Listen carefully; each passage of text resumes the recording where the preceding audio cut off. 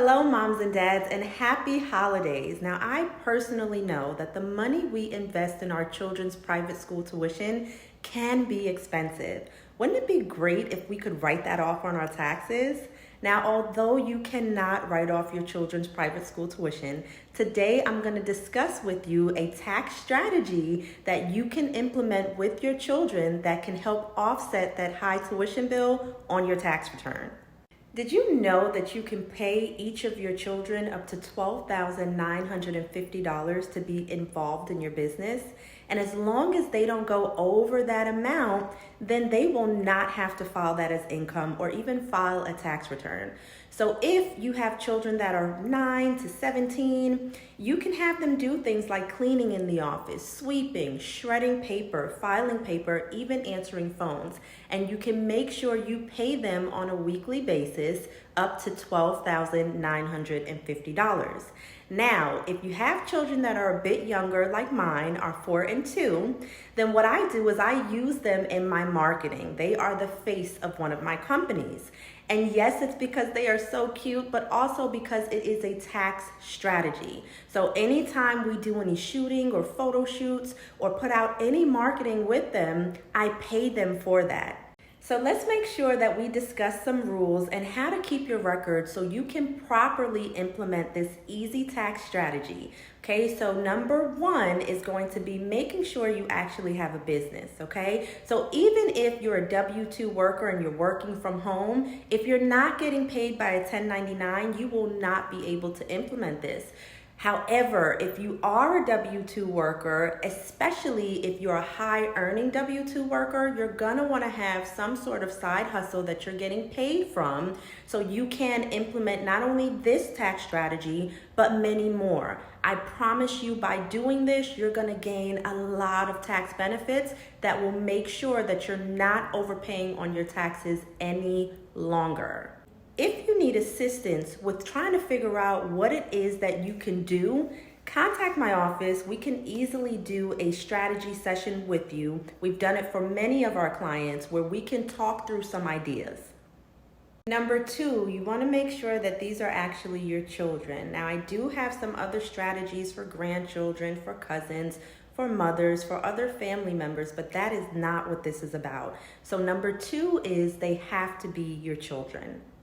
Number three, you want to make sure that they are actually doing work. We want to be ethical and honest. So if they're coming in, make sure they are sweeping, make sure they are filing, make sure they are answering the phones, make sure they're being the greeter or the host or whatever it is that you can find that is age appropriate for them. And again, if they're younger, you can always use them in a marketing strategy. Number four is not really a requirement for the IRS, but just for safety. Make sure that the work that they are doing is age appropriate. So if you are running a construction site, no, I would not have them on the construction site doing work. That may not be safe. But maybe you can pay them to follow along with you, to be your assistant, to make sure they get you coffee, to make sure they're reminding you of things. And of course, you would want to keep a close eye to them, maybe for ages 13, 14, 15, 16, and 17. Number five, you're going to want to make sure that you are logging what they are doing and how much you are paying them. So you want to do something like have a logbook and maybe say something like the week of December 20th, so-and-so came in, they did X, Y, and Z, and this is how much I paid them for the week. Number six, you're going to want to make sure that each of your children have a separate bank account because you're going to have to take the steps to actually pay them. So whether that's by check or cash, very documented with cash, or Zelle, then that's okay. But we don't recommend Venmo, PayPal, or Cash App. If that's the case, they may receive a 1099 from one of those third-party companies. Number seven, you want to pay them from your business account. If you don't have a business account with a business name on it, it's okay to use a separate personal account, but just make sure that there's only business transactions going through that. So if you have a personal account where you're doing the grocery shopping or paying the bills or, getting your nails done, that's not an account that you would want to use to pay them. You want to make sure that it is very separate, so it's not considered commingling. So let me get you thinking about the bigger picture here, okay? So on average, you might be spending about $13,000, maybe $15,000 per child for them to attend private school, depending on what grade level they're in. So no, we cannot write that off, but here is a strategy that you can use with your children that is gonna give you a write-off of $12,950. So let's just round that off to $13,000. Let's say you have two children that are in school. Both of them have a $15,000 tuition rate. So that leaves you $30,000 of what you're paying to the school. Well, with this tax strategy, if you have two children that are working for you and you're paying them the maximum amount of $12,950, which we're just going to round to $13,000, that is now a tax deduction of $26,000.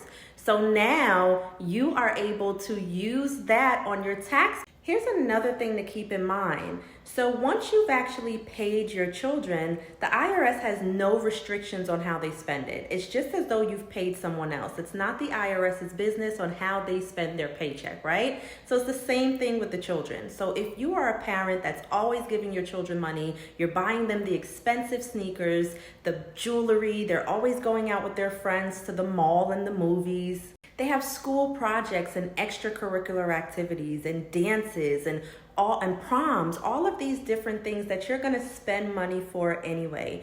But when you do it this way, not only can they spend their own money on it, so whether that is for a school project or the tuition for that high private school, it's the same thing. It just allows you to make these payments to your children and still get a tax benefit. Having your children work in your office is going to teach them some responsibility, and letting them pay for their own things is also going to teach them some really great financial habits at an early age. Learning how to pay for things, learning how to save at an early age. If your tax professional or accountant is not giving you options or discussing tax strategies like this with you, it may be time for you to contact our office, set up a consultation. We'd be happy to have a consultation with you and get you through the onboarding process. My name is Shannon Williams. I am the lead tax strategist with D2R Taxes.